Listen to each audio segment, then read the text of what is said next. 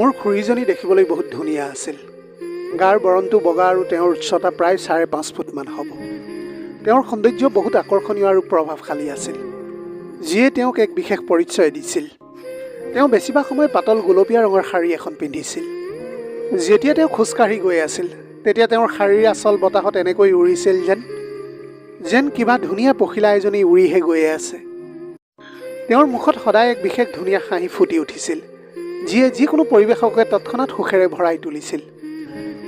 তেওঁৰ চুলিকচা ঘন আৰু কোলা আছিল, আৰু সেই চুলিকচা তেওঁৰ কঁকাললৈকে বৈ গৈছিল। তেওঁৰ সৌন্দৰ্যতা অকল বাহ্যিক নাছিল, তেওঁৰ অন্তৰখনো সত্যতা আৰু প্ৰেমৰ সাগৰ আছিল। মোৰ খুৰীয়ে কথা একেবাৰে কমকৈ কৈছিল আৰু বেছিকৈ কাৰোৰে সংগত নাথাকিছিল।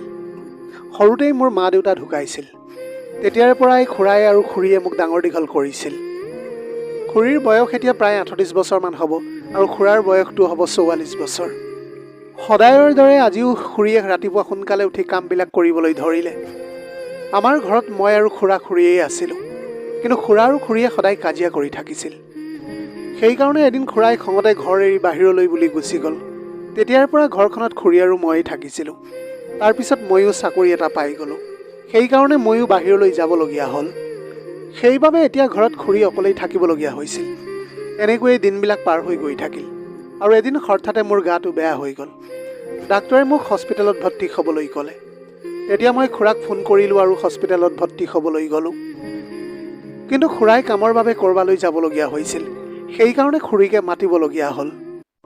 মই এতিয়া খুৰীৰ বাবে অপেক্ষা কৰি থাকিলোঁ। তাৰপিছত দুপৰীয়া প্ৰায় 1 মান বজাত খুৰী আহি পালেহি। মোক দেখাৰ লগে লগে তেওঁ মোক সাৱটি ধৰিলে আৰু জোৰে জোৰে কান্দিবলৈ ধৰিলে। তেতিয়া মই খুৰীক বুজালোঁ আৰু শান্ত কৰালোঁ। তেতিয়া মই মন কৰিলোঁ যে খুৰী যথেষ্টখিনি সলনি হৈ গৈছিল। তেওঁক এতিয়া আগতকৈ বেছি আকৰ্ষণীয় যেন লাগিবলৈ ধৰিছিল। তেতিয়া সেইটো সময়তে আমাৰ ওচৰৰ বেডখনতে থকা এজন মানুহে খুৰীৰ ফালে চাই আছিল। সেয়া দেখাৰ পিছত মোৰ বহুত খং উঠিছিল। তেতিয়া মই খঙতে খুৰীৰ লগত কথা পাতিবলৈ চেষ্টা কৰিলোঁ। মোৰ খং দেখি মানুহজনে তেওঁৰ চকু অন্য ফাললৈ লৈ গৈছিল। এনেকৈ 3 দিনমানলৈকে সকলো ঠিকেই চলি থাকিল। তাৰপিছতে মোৰ স্বাস্থ্য আৰু অধিক অৱনতি হ'বলৈ ধৰিলে। সেইকাৰণে ডাক্তৰে মোক ICUত ভৰ্তি কৰালে আৰু লগে লগে ক'লে যে এতিয়া তোমাক ব্লাডৰ প্ৰয়োজন হৈছে। তেতিয়া খুৰীয়ে ভয় খাই গ'ল আৰু কান্দিবলৈ ধৰিছিল। এতিয়া আমাৰ সেই বেডখনৰ ওচৰৰ সেই ব্যক্তিজন আমাৰ ওচৰলৈ আহিল। তাৰপিছত তেওঁ ক'লে যে আপুনি একেবাৰে চিন্তা নকৰিব, যিমানখিনি টেষ্ট প্ৰয়োজন হ'ব ময়েই দিম। তেতিয়া খুৰীয়ে তেওঁক ভগৱানৰ দৰে ধন্যবাদ জনালে। সেই মানুহজনে ক'লে যে এয়া মোৰ কৰ্তব্য। এতিয়া তেওঁ ব্লাড দিয়াৰ পিছত মোৰ স্বাস্থ্য লাহে লাহে ঠিক হ'বলৈ ধৰিলে। খুৰী আৰু সেই মানুহজনৰ বন্ধুত্ব এতিয়া লাহে লাহে বাঢ়িবলৈ ধৰিছিল। এতিয়া খুৰীয়ে তেওঁৰ লগত মন খুলি কথা পাতিবলৈ ধৰিলে আৰু হাঁহি ধেমালি কৰিবলৈও ধৰিছিল। তেওঁলোকৰ সেইবিলাক কাণ্ড দেখি এতিয়া মোৰ একেবাৰে ভাল নলগা হৈছিল। তেতিয়া সেই মানুহজনে খুৰীক ক'লে যে তেওঁ সৰুৰে পৰাই অনাথ আছিল। সেয়া শুনাৰ পিছত আমাৰ বহুত বেয়া লাগিল আৰু সহানুভূতিও জাগিবলৈ ধৰিছিল।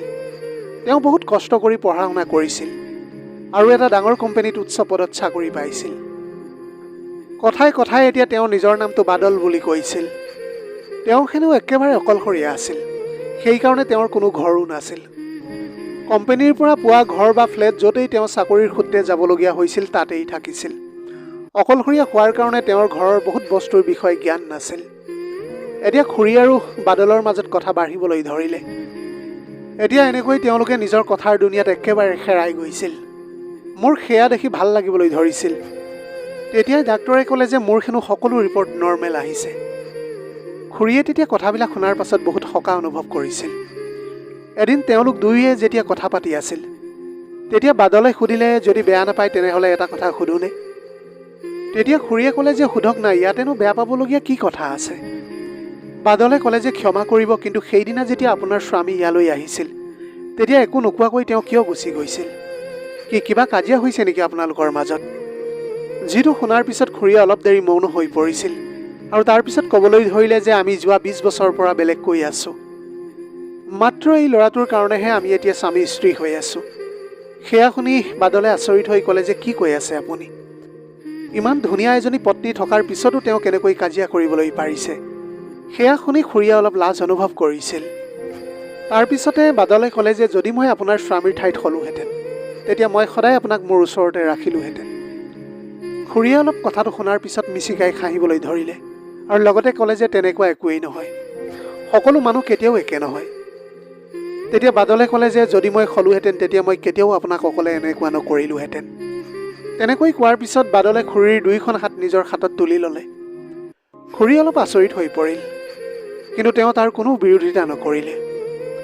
পিছদিনা যেতিয়া মই জিৰণি লৈ আছিলোঁ, তেতিয়া খুৰীয়ে বাদলৰ কথা মনোযোগেৰে শুনিলে আৰু বুজিবলৈ ধৰিছিল।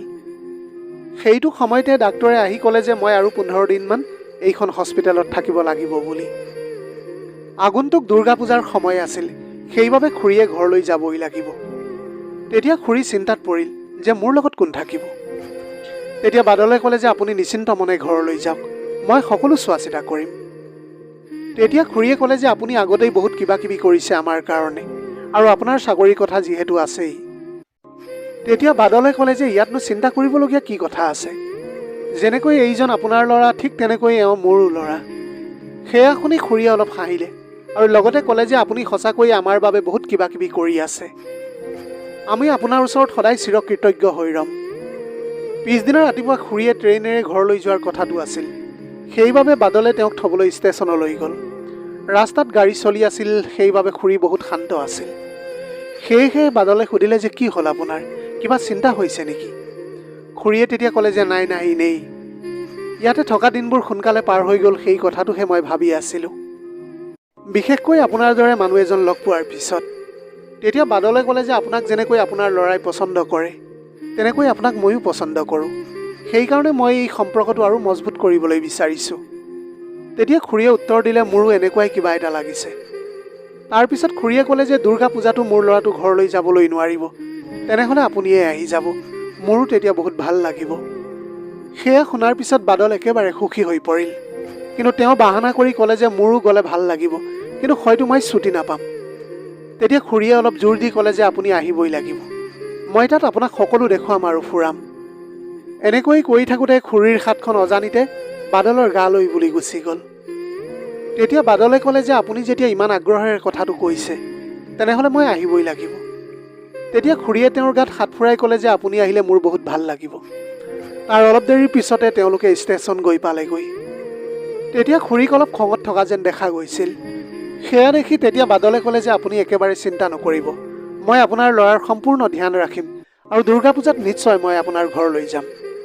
তেতিয়া খুৰীয়ে ক'লে যে ঠিক আছে। বাদলে হাঁহি এটা মাৰিলে আৰু আপুনি নিশ্চিন্ত থাকক বুলি ক'বলৈ ধৰিছিল। এতিয়াৰে পৰা আপোনাৰ ল'ৰা মানে মোৰেই ল'ৰা। সেয়া শুনি খুৰীয়ে জোৰে জোৰে হাঁহিবলৈ ধৰিছিল। আৰু এনেকৈ অলপ সময়ৰ পিছতে ট্ৰেইনখন আহি পালেহি আৰু খুৰীয়ে তেওঁৰ পৰা বিদায় মাগিলে। তাৰপিছত মই আৰু বাদলে এতিয়া বহুত কথা পাতিছিলোঁ। বাদলে ক'লে তোমাৰ খুৰী সঁচাকৈ বহুত ভাল। যদি মই তেওঁৰ দৰে পত্নী পালোহেঁতেন, তেনেহ'লে মই বহুত সুখী হ'লোহেঁতেন। মই ক'লোঁ মোৰ খুৰীয়ে মোক বহুত কষ্টৰে ডাঙৰ দীঘল কৰিছে আৰু মই তেওঁৰ সকলো ইচ্ছাই পূৰণ কৰিম। বাদলে তেতিয়া ক'লে যে কিছুমান ইচ্ছা এনেকুৱা থাকে, যিবিলাক পূৰণ কৰা ইমান সহজ নহয়। তেতিয়া মই সুধিলোঁ যে এনেকুৱা কি ইচ্ছা আছে যি মই কেতিয়াও পূৰণ কৰিবলৈ নোৱাৰিম। বাদলে ক'লে যে কিছুমান ইচ্ছা কেৱল তোমাৰ খুৰাইহে পূৰণ কৰিবলৈ পাৰিব। সেয়া শুনাৰ পিছত মই আৰু বেছি উৎসাহিত হৈ পৰিলোঁ আৰু লগতে সুধিলোঁ যে কি ইচ্ছা কওক না এবাৰ।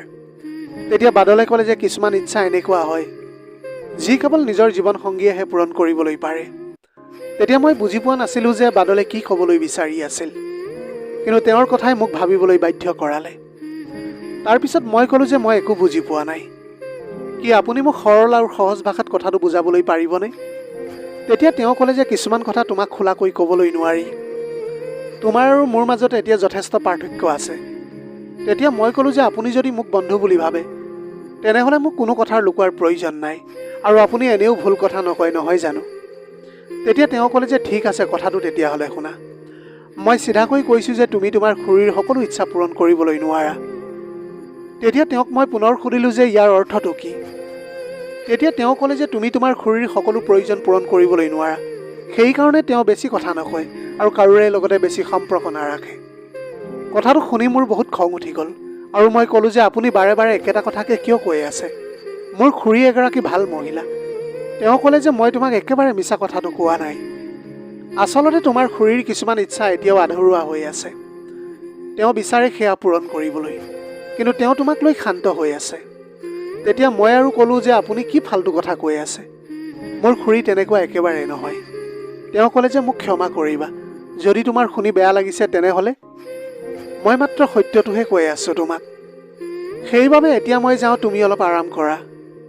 তাৰপিছতে তেওঁ হাঁহি এটা মাৰি তাৰ পৰা ওলাই গুচি গ'ল, কাৰণ তেতিয়া তেওঁ কোৱা শব্দৰ প্ৰভাৱ মোৰ ওপৰত পৰিবলৈ ধৰিছিল।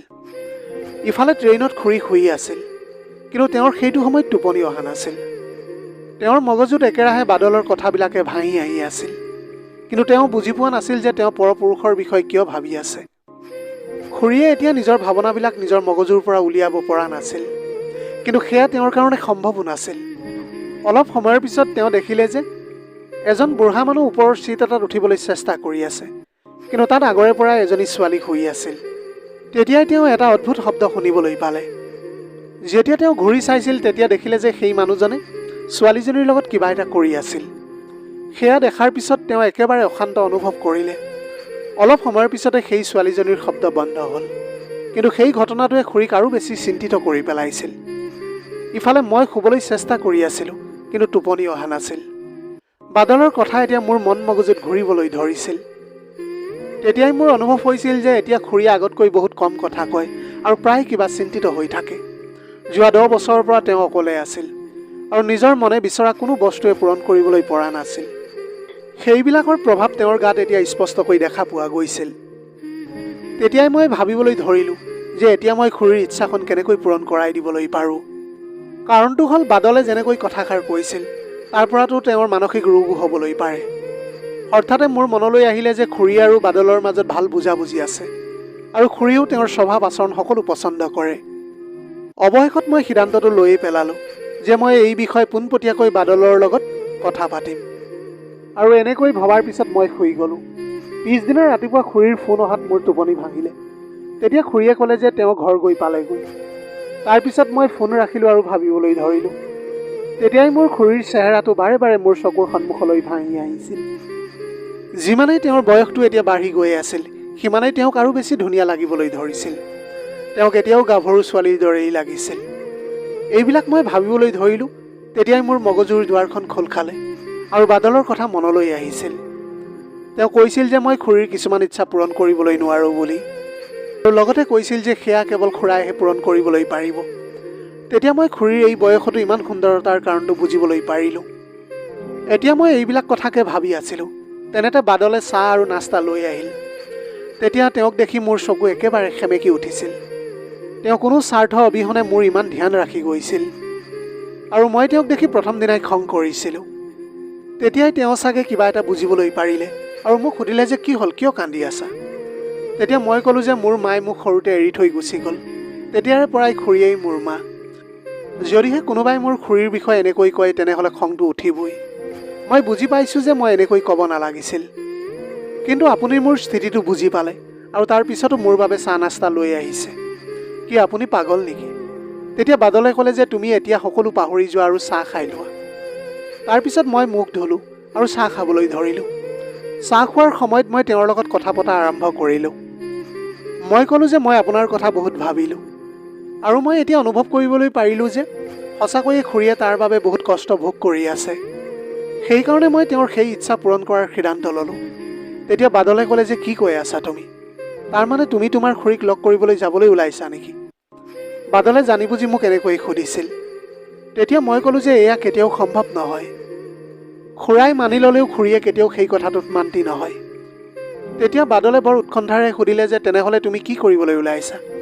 তেতিয়া মই বুজিলোঁ যে তেওঁ জানিবলৈ বিচাৰিছে যে মই কি ক'ম। মই ক'লোঁ যে মই বিচাৰোঁ যে আপুনি মোৰ খুৰীৰ ইচ্ছাকণ পূৰণ কৰক।